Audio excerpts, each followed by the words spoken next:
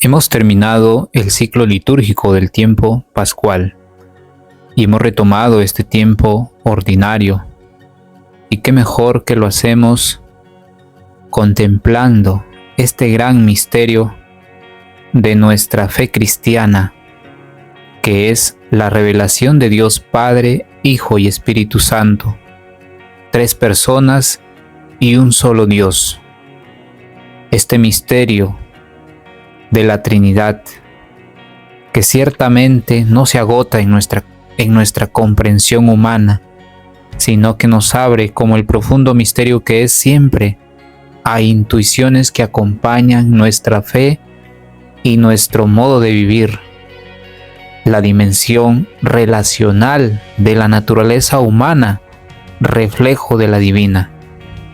Esa centralidad contemplativa y asombrada de la mística que todo cristiano está llamado a vivir.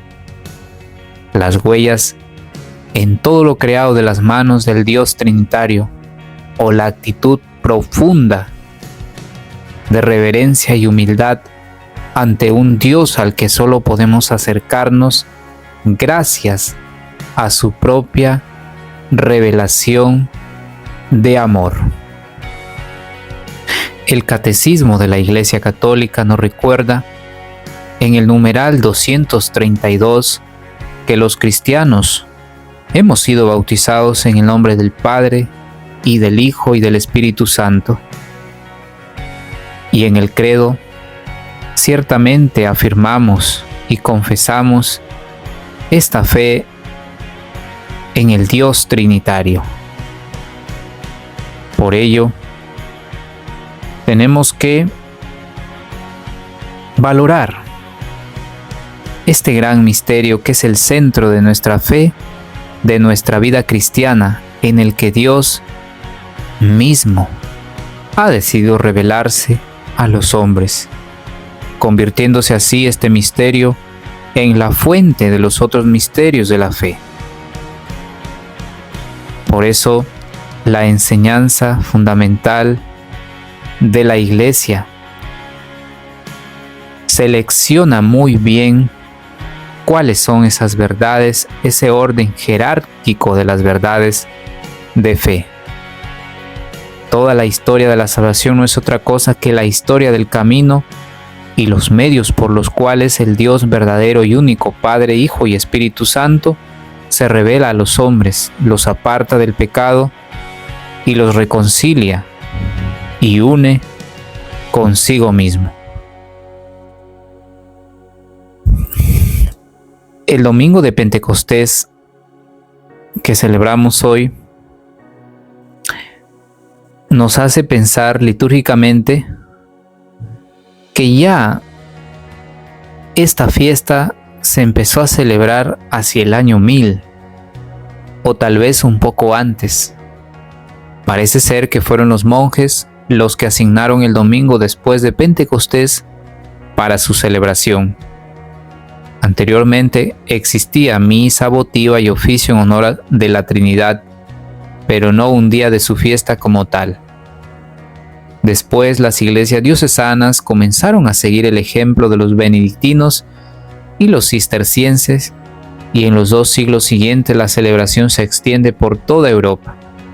Roma, siempre tan conservadora en cuestión de liturgia, tardó en admitir la nueva fiesta. Por fin, en el año 1334, el Papa Juan XXII la introdujo como fiesta de la Iglesia universal.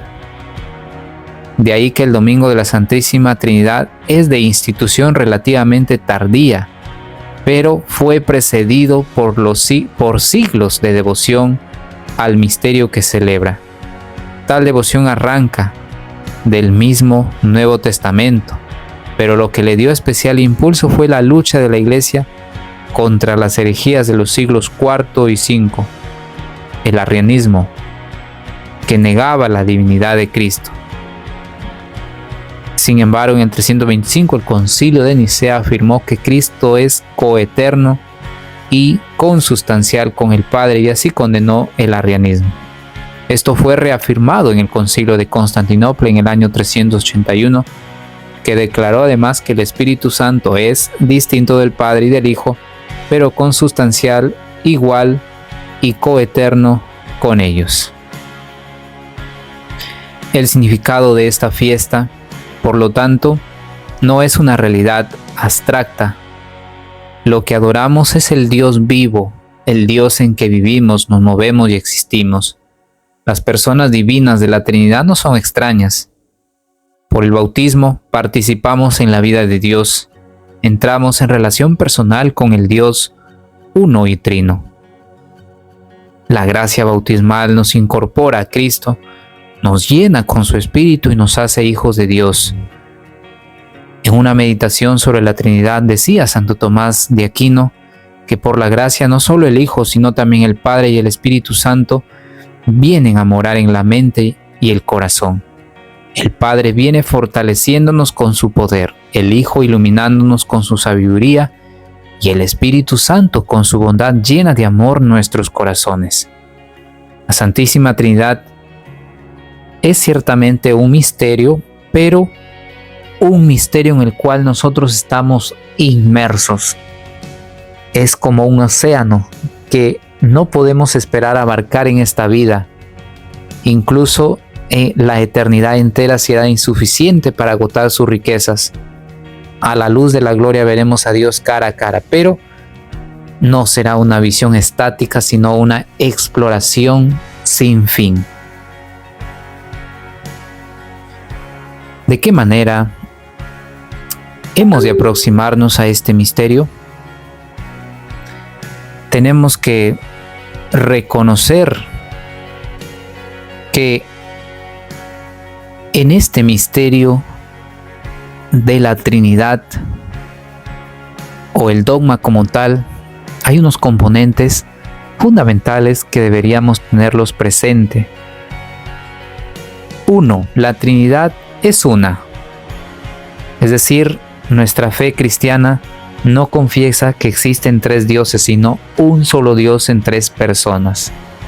Las personas divinas no se reparten o dividen la única divinidad, sino que cada una de ellas es enteramente Dios, como nos lo recuerda el Catecismo de la Iglesia Católica, en el numeral 253.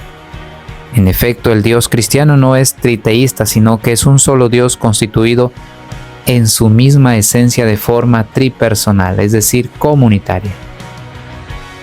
2. Otro componente es darnos cuenta que las personas divinas son realmente distintas entre sí.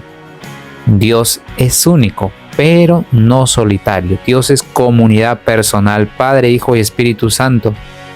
No son simplemente nombres que designan modalidades del ser divino o facetas de su modo de ser, sino que son realmente distintos entre sí. Son distintos entre sí por su relación de origen. El Padre engendra, el Hijo es engendrado y el Espíritu es quien procede. Catecismo de la Iglesia Católica, numeral 254. Tercero, las personas divinas son relativas unas a otras. Esto quiere decir que en el seno de Dios hay distinción real de las personas entre sí, pero esto no divide la unidad divina, porque estas personas están relacionadas entre sí y se refieren mutuamente. Así, el Padre es referido al Hijo, el Hijo lo es al Padre y el Espíritu Santo lo es a los dos. No existen entre ellos relaciones de oposición. Y todo ello se fundamenta en el amor, esta relación. Muy bien, habiendo llegado a esta breve explicación de que la Trinidad es un misterio de fe en sentido estricto, uno de los misterios escondidos en Dios que no pueden ser conocidos sino revelados desde lo alto, como decía el Concilio Vaticano I.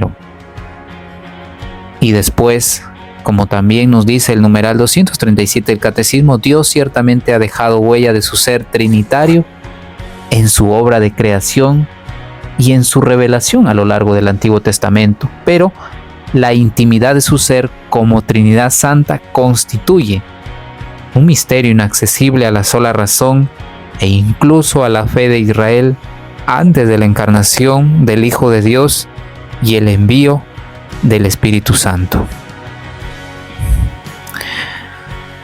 El Evangelio que meditamos hoy es el Evangelio según San Mateo, capítulo 28, versículos 16-20.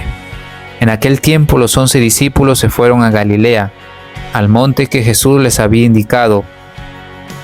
Al verlo, ellos se postraron y le adoraron, pero algunos dudaban. Acercándose a ellos, Jesús les dijo: «Se me ha dado pleno poder en el cielo y en la tierra. Vayan pues y hagan discípulos de todos los pueblos, bautizándolos en el nombre del Padre y del Hijo y del Espíritu Santo, y enseñándoles a guardar todo lo que yo les he mandado, y sepan que yo estoy con ustedes todos los días hasta el fin del mundo». Palabra del Señor. Gloria a ti, Señor Jesús. El Evangelio de este día usa la fórmula trinitaria como fórmula bautismal de salvación.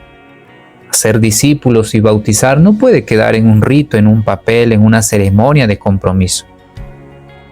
Es Jesucristo el resucitado el que manda a los apóstoles en esta experiencia de Galilea a anunciar un mensaje decisivo. No sabemos cuándo y cómo nació esta fórmula trinitaria en el cristianismo primitivo. Se ha discutido mucho a todos los efectos, pero debemos considerar que el bautismo en el nombre del Padre, el Hijo y el Espíritu Santo significa que ser discípulos de Jesús es una llamada para entrar en el misterio amoroso de Dios.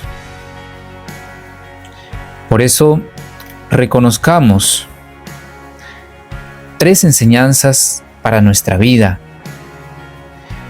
Lo primero es aceptar el mandato de Jesús que nos da a todos. Ese mandato en el que nos pide que anunciemos, que vayamos y hagamos discípulos de todos los pueblos, bautizándolos en el nombre del Padre y del Hijo y del Espíritu Santo.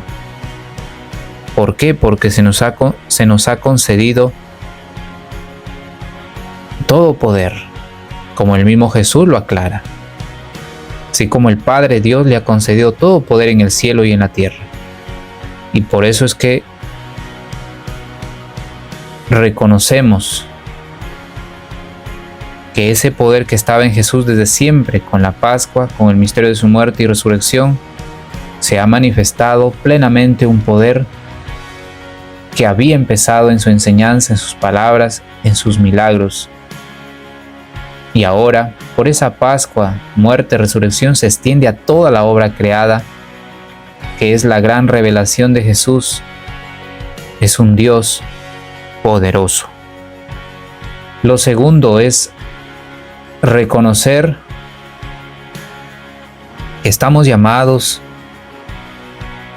a seguir anunciando la doctrina de Jesús, comunicar la voluntad de Dios y con esa autoridad, al igual que Cristo, el poder hacer grandes obras. Ese envío misionero que no es simplemente como corderos en medio de lobos, sino corderos que confiados en el Pastor Supremo van a tener la fuerza para salir adelante de todas las pruebas que la vida presenta, Y finalmente, además de esta revelación que nos hace Jesús, que se le ha dado de tener el pleno poder en el cielo y en la tierra,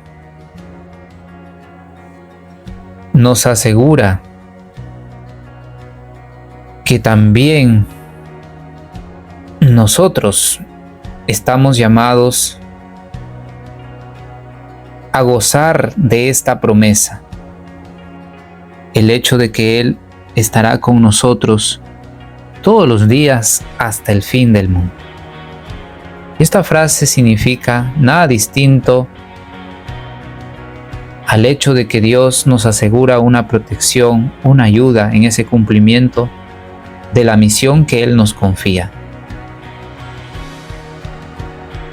Todos debemos sentir esa protección de Dios y Él nos capacita para enfrentar libremente todo temor, toda dificultad, todo sufrimiento a lo largo de la historia.